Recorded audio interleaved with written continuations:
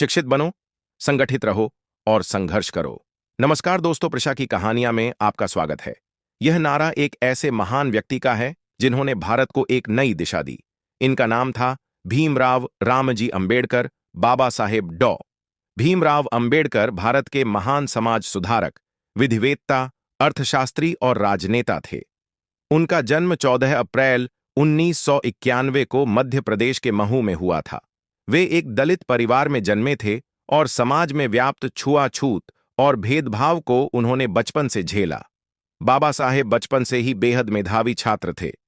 उन्होंने बॉम्बे यूनिवर्सिटी से ग्रेजुएशन किया, फिर अमेरिका के कोलंबिया यूनिवर्सिटी से एमए और पीएचडी की डिग्री प्राप्त की। इसके बाद वे लंदन स्कूल ऑफ इकोनॉमिक्स से भी डिग्री प्राप्त करने वाले पहले भारतीयों में से एक बने। स्वतंत्र भारत के संविधान निर्माण में उनकी भूमिका सबसे प्रमुख रही।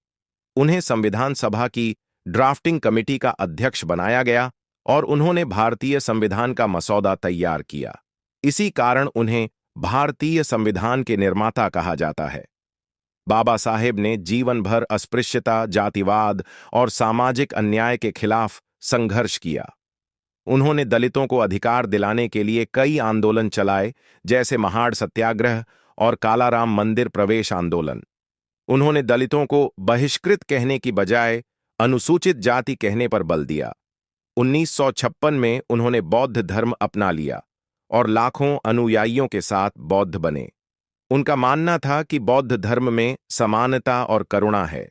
बाबा साहेब का निधन 6 दिसंबर 1956 को हुआ।